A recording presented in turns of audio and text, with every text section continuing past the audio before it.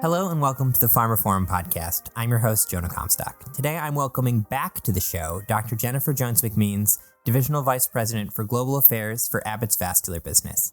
Jennifer joined us on the podcast a little over a year ago in episode 53 to talk about clinical trial diversity, and I've asked her back to talk about what progress has been made in the meantime, and specifically to talk about some steps Abbott has announced in the last few months towards that goal. So welcome back to the show, Jennifer. Thank you for having me, Jonah. I appreciate the invite. You feel somewhat privileged when we get a second ask. Absolutely. Well, it's a topic that has not lost any importance over the last year. And it's honestly kind of hard for me to believe it was a year ago that we did this. So tell me a little bit about what's been going on in Abbott. Well, first of all, so we'll go through the initiative sort of one by one, but maybe first, in case people didn't listen to the first episode, what's the background here and how has, that led to this becoming kind of a priority for Abbott? Right. So thanks for your introduction. I'll just say it again. My name is Jennifer Jones-McMeans. I'm the Divisional Vice President of Global Clinical Affairs for Abbott's Vascular Business. And so all of our work is around, the work that I'm doing for vascular is around clinical trials in the vascular space. So that means any type of diseases that need, let's say, coronary artery disease that may need a stent, or any type of therapy around thrombectomy, below the knee disease, carotid disease, and all sorts of vascular issues in which new therapies are being evaluated and on patients. That would fall into the work that we're doing within Global Clinical Affairs for Vascular. And so really to answer your question, so if we go back, we know that as we kind of are 3 years post the pandemic, there was a really pinnacle point in the United States and even globally in understanding health inequities. And that specifically in the US was around people of color, also when it comes to gender and gender identity, and the importance that clinical programs, clinical trials are inclusive of all. And especially when you think about what Abbott has always been focused on is global health. Everybody matters. And that means that our clinical trials have to be conducted the same way, that those burdened by the disease have to be included in the trials, that we are evaluating those therapies for those diseases. So that's really been a mantra that we continue to hold in front of us. So we have done a lot of work over the last few years and really building upon our focus point, our tenet about patient care, and expanding that to ensure that our clinical trials are as diverse as possible and that those patients, again, burdened by the disease are included. And so last year we announced a bunch of initiatives and work that is pan-Abbott, big multi-million-dollar investment in diversity and inclusion. But where we are now, I think where you've asked kind of where we've gone, we've continued to expand, and that's what we should be doing every year. And one of those is, and I'm not sure if you were going to bring it up, but it was with our Norton Healthcare Foundation to really, the partnership that we're doing with Norton in order to ensure that clinic-based medicine has the infrastructure to conduct clinical trials. That's really, kind of the basis for that. So if you look at kind of a new model to ensure you have sustainability of clinical trials, it's not always happening in the large hospital centers. Sometimes It's happening in the smaller community-based organizations or even satellites to larger institutions. And how are we equipping them and supporting these institutions or smaller community-based healthcare organizations to conduct research? So that's that partnership with Norton. So I'll stop there for number one. Well, that's something we hear. I've heard a lot doing research into this topic. I did an article on this recently. And, the academic medical centers, that the dependence on academic medical centers for clinical research is itself kind of a hindrance towards representation and diversity, because there's a certain population that lives around those medical centers that they serve, and other populations get their medicine from these more local clinics, right? So that's what this sort of is all shapes into. Yeah, yes. And so, I think it helps move kind of our view of how medicine is conducted and where patients go. And we will always say that, it is great to have the larger, well-known names of institutions that we all know across the United States, but not everyone has access to those.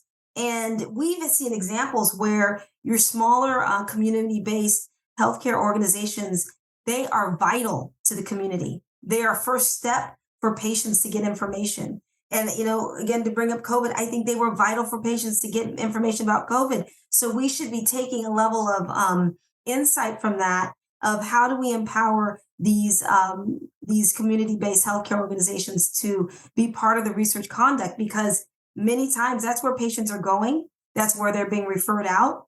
If they have something a little more that needs to be treated by maybe the larger institutions. So our work is, how do we invest in those type of organizations? And what goes into that? What are some of the kind of deficiencies at the clinics where they need that additional training and support in order to participate in clinical research? I mean, is it about the data management? Is it about, sort of processes? And I know in a clinical trial setting, everything's got to be very buttoned up so that it can be consistent across groups and be good science. Yes. So if you think about it, and I always go back to some of the physicians that we've been working with over the last few years, where we actually were investing in their clinical research. Many times, a physician may come out of medical school, but not have been, maybe they weren't part of a large research program, and they're starting their own community-based healthcare center. They may not have all the tools or know what tools to put in place in order to conduct that research. Because as sponsors, if we've been going to large institution X, they have a huge system and process in place to conduct the work, from institutional review boards present, clinical research centers, what we call GCRCs to conduct the research coordinators. All that infrastructure is in place so that that physician who conducts the research is able to, lean on institution X. But if you are starting your own healthcare center in a community-based area, all those tools may not be in place. Something as simple as GCP training, getting that access, and then something that you've mentioned. Okay, they can use a central IRB, but do they have the staff? Because they may have staff for physician, nurses, administrator. But you need to think of your research coordinator. Research coordinator could be a nurse or non-nurse. That is an essential piece. Who's going to do that work? Who's going to do the regulatory work piece? Who's going to be prepared for if there is an FDA audit at their site? Like, all those items have to be put in place. And so what a grant like this, through using Norton, it helps to build that infrastructure to support these smaller organizations. Now, one of the other pieces that was announced is a training program for clinical research coordinators. I think we should go there next, because it seems like there's a lot of overlap between that and what we're talking about now. A lot of overlap. Yeah. So that's with partnership with Barnett International. And that, that's exciting in itself, because again, if you're a smaller network of a hospital system or a healthcare organization, your research coordinator, I would say this. Well, let me back up. Your research coordinator, to all those research coordinators out there, are fantastic and essential. Let me just basically start there. Good clinical research is done with a good clinical research coordinator. And that has been my continuous experience in this work that I've done over many years. And so arming these smaller institutions with research coordinators who are very well trained, have experience, have mentorship, that is essential. Because if they don't have a coordinator, they're going to be continuous gaps, because our physician, especially if you think of many of the interventional spaces that Abbott's in, your physician, they're there for the procedure. They're there for they're for the oversight, but there needs to be a strong, sustainable partner and a coordinator who's going to do that day-to-day work to make sure, number one, patients are okay, regulations are being followed, protocols are being followed, good clinical practice, any interaction with IRB, all of those pieces have to be in place, and a strong coordinator can do that. And it seems evident to me that you can't just put that on the existing staff, because we have this burnout problem. And I mean, that would just add to it. Absolutely. And yeah, Joan, I think you said it, because you can't just ask your nurse who's supporting you in all, in the supporting the physician in all other capacity, or even the administrator in all these capacities, to say, oh, I'm adding this on. I mean, it really can lead to a lot of, again, the burnout and just discontinuity that can exist within their healthcare system. When I think of some of the best clinical trial sites, it's this wonderful team atmosphere, okay? And I always say clinical trials are a team sport. It's a team atmosphere where strong physician, strong research coordinator nurse, strong other supportive staff, all working together with the sponsor to ensure that at the end of the day, the patient participating in the trial is receiving great treatment, despite whether you know what the outcome is going to be about therapy, but they're just receiving great treatment in general. They're getting the support. And then there's the communication piece between sponsor and clinical trial site that's happening.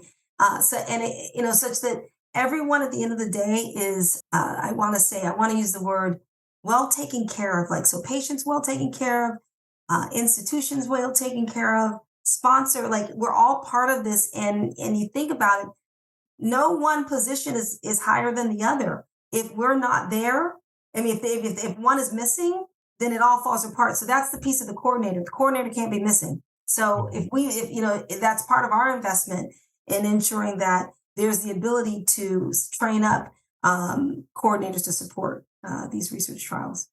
All sort of towards the goal of making these community clinics, these smaller operations, just as attractive to the sponsors as the academic medical centers, right? Because the reason the sponsors gravitate towards those is because they're reliable, and pharma companies, med device companies like to keep their risk down as much as they can on these very expensive trials. Yes, and I of course everyone wants to reduce their risk, but I would also just say too, we've seen examples where you don't have that continuity within a smaller institution. And when it's lost, it doesn't benefit anyone. And really the opportunity for the patient is actually missed as well. One of the interesting things about this work is that you have to have that balance between pragmatism and I don't even want to say, you focus on the mission, but also recognizing the needs of all the stakeholders and making sure that you're not just forcing them to be more diverse, but you're showing them that it's a better option for them and making it so that that's going to be their new normal, because that's the ultimate goal, right? Is to kind of change the whole paradigm in clinical trials. Oh, that is the ultimate goal. And I think what we have to see is that, okay, how when we look at medicine and that if I asked you, Jonah, well, at any point in medicine, do you think there's a stopping point in evolution? And you'd be like, no, as long as, there are humans, we need to be evolving, and clinical trials have to be looked at the same way. That paradigm, we've got to continue to evolve and say, how are we keeping up with the pace with therapeutic technology improvements and how medicine is being done? So we need to be saying the same thing. So this is part of that work as well. I want to jump back because there's one more thing on my list we didn't talk about yet, which is the Diversity and Research Office, which I guess sort of oversees all these things, or what's the function there at Abbott? How does that work? Right. So we really had the benefit of opening the Diversity and Research Office that was announced recently as well.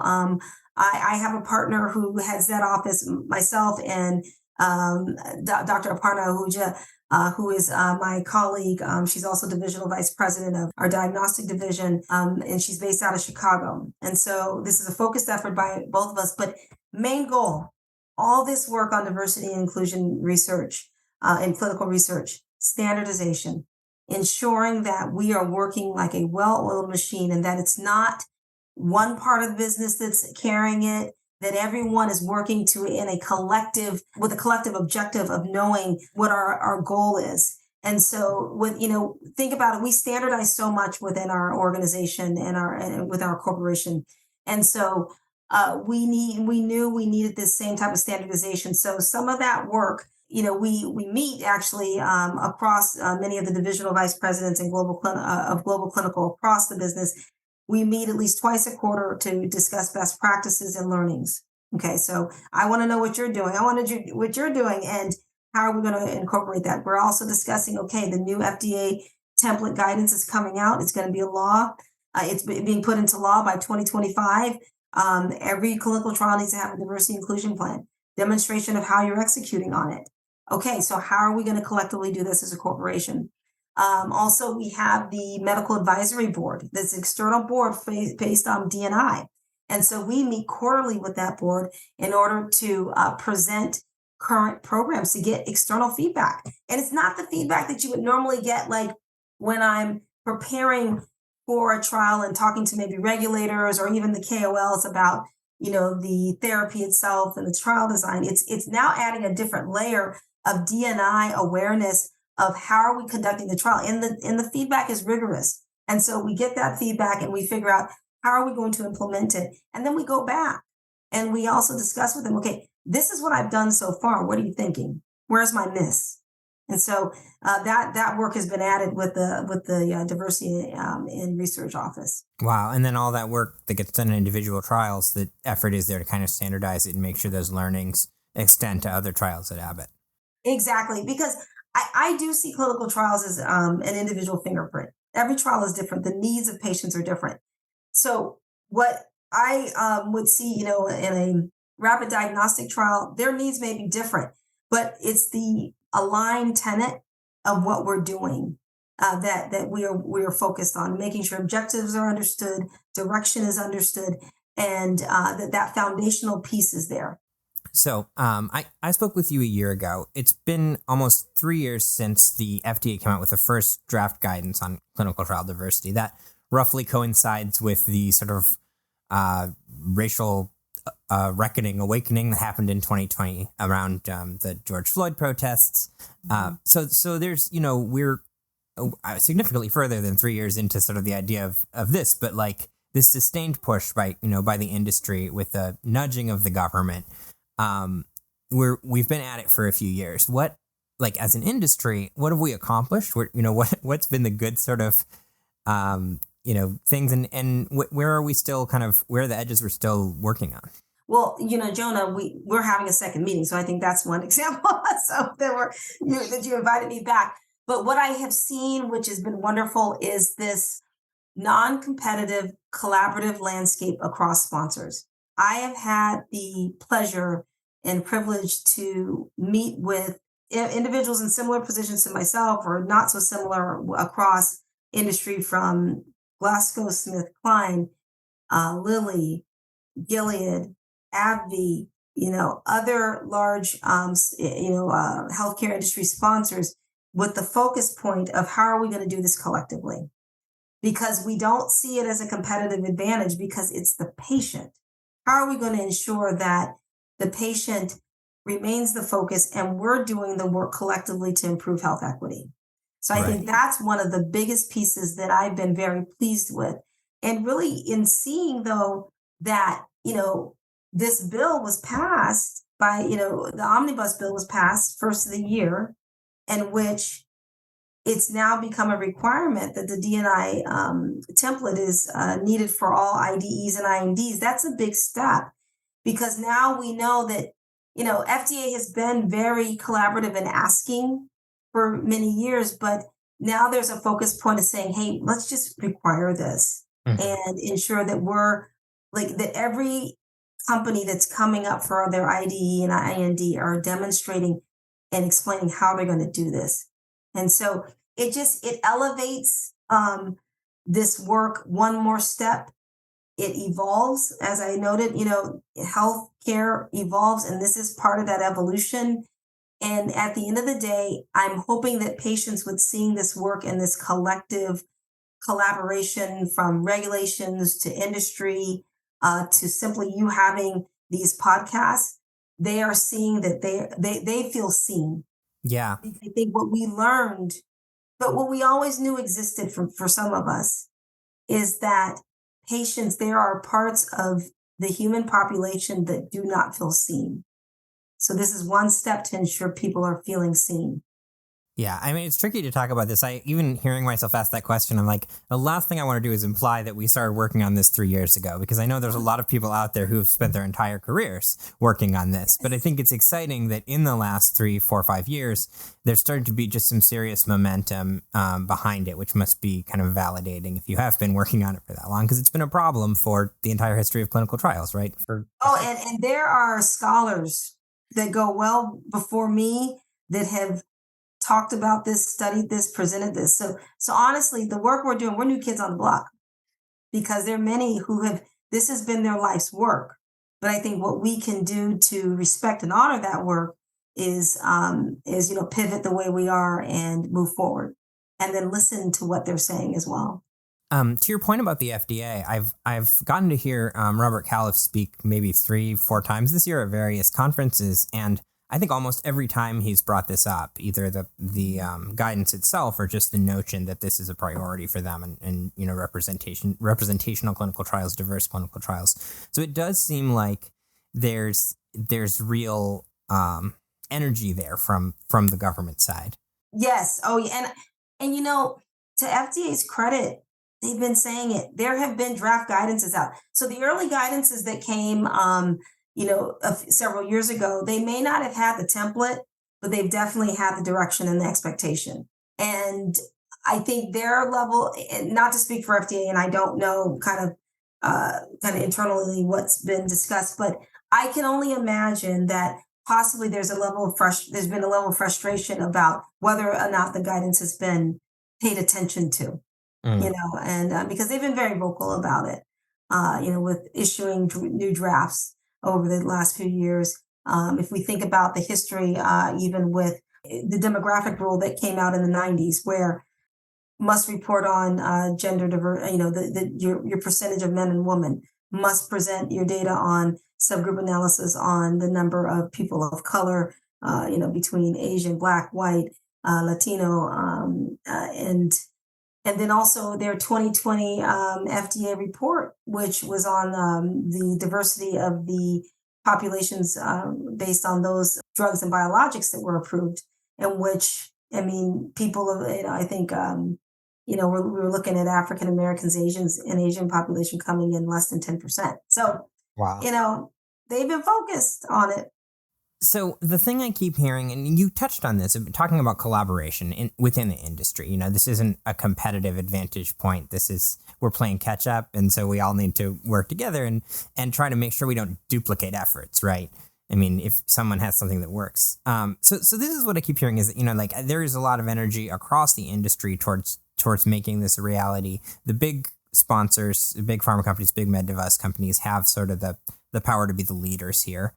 Because they have the money to invest in it, like Abbott has with its multi-million-dollar investment.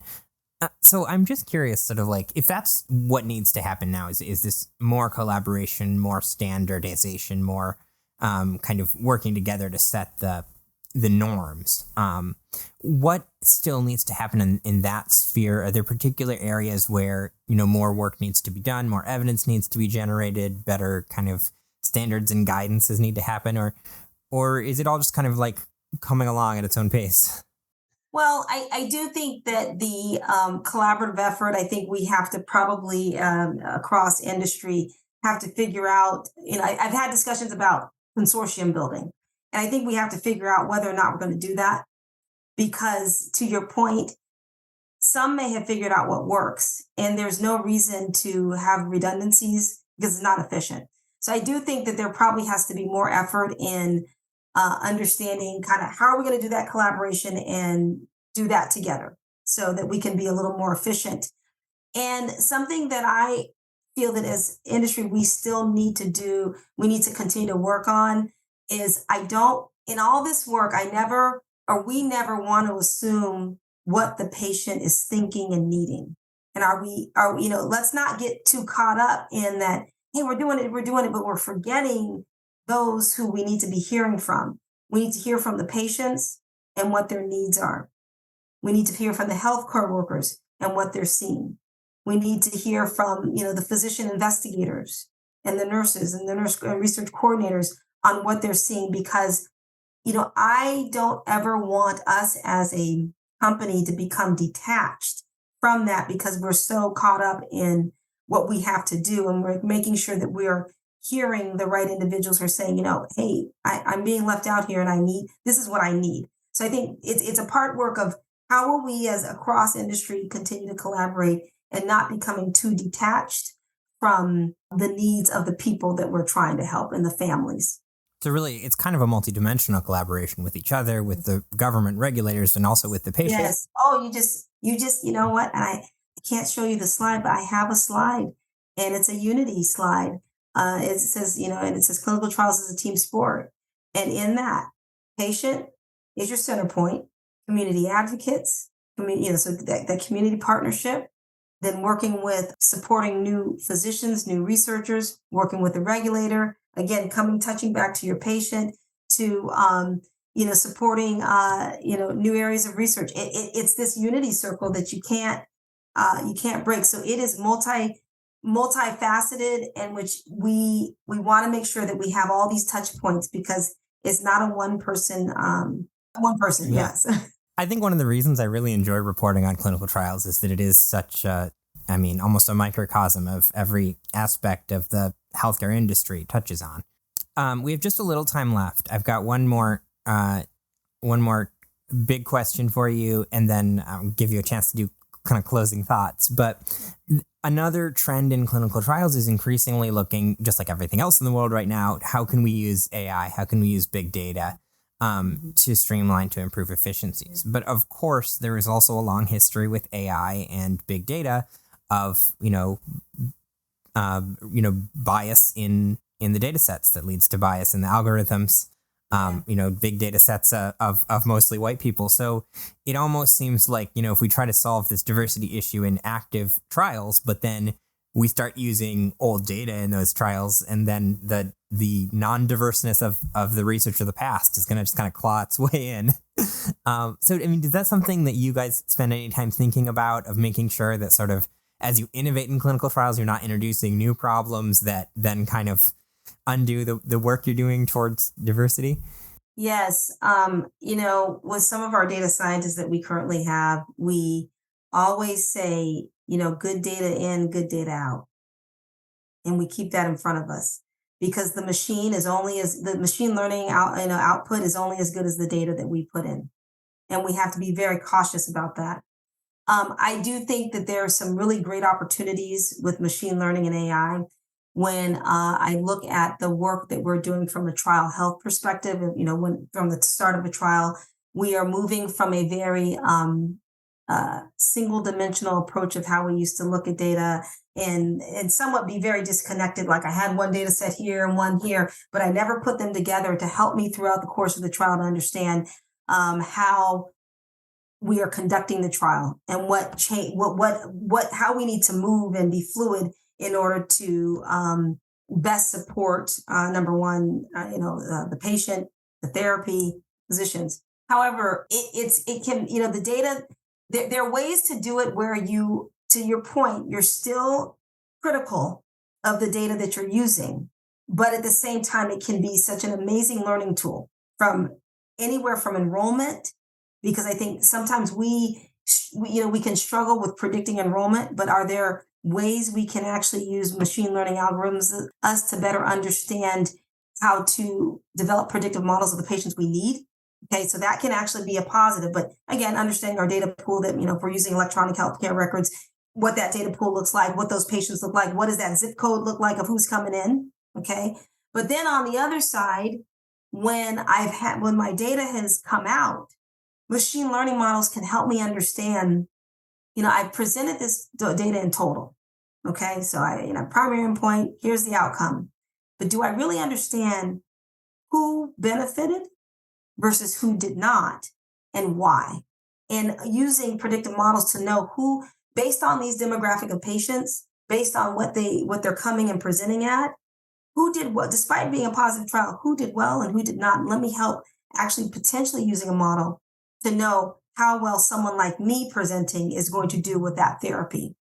And then, kind of to back up, you cannot forget the physician, the investigators, because during the course of the trial, that data that I receive, that I'm able to receive on the use of the therapy, and how to, basically the use of how to use our products, that data can help me educate them during the course of the trial and afterwards. Because many times physicians, they'll read the primary endpoint paper, but they'll say, well, how did I do? How did my patients do? And so we are able to use big data, things like Power BI, to basically understand how those physicians, how they performed during the course of their trial with the use of the therapy, the product, and how their patients did. So there's so many layers, but again, it can be done with caution. We don't just throw the data in there and say, let's see how it goes. We actually are able to be very critical of the data we're using and understanding of how we use it. That was a great answer. I'm afraid I opened a can of worms with a big question right at the end. Unfortunately, we are just about out of time, but thank you so much for joining me. And any final thoughts that you want to share with the listeners? Well, Jonah, I just appreciate that you are keeping the conversation going. We need individuals such as yourself to keep it moving. Okay. And so I think what I'd like to end with is that this is a concerted effort. And as I think I said the last time, this is a marathon. So our job is to figure out, okay, what have we done? How can we continue to improve on that? What is the next step? And don't forget the voices of the people that we need to be listening to: our patients, patients' families, the investigators, and the the healthcare staff, the team, the healthcare workers. So all of those individuals have to be part and parcel, and then our regulators as well, and the community advocates. So all of that is part of this. It's not a one individual work stream. Well, thank you for joining me. Thank you so much for the work you do. And maybe we'll talk again in a year. I don't know. Sound good? Okay. All right. Sounds good. You take care. Have a great 2023. All right. You too. Bye. That concludes this episode of the PharmaForum podcast. You can find more information about this episode, including a download link and information about other installments in the series, at pharmaforum.com/podcast. The PharmaForum podcast is also available on iTunes, Spotify, Acast, Stitcher, and PodMe, where you can find and subscribe by searching for PharmaForum. And don't forget to visit our website, where you can sign up for daily news and analysis bulletins, and to follow us on Twitter at PharmaForum. Thanks for listening.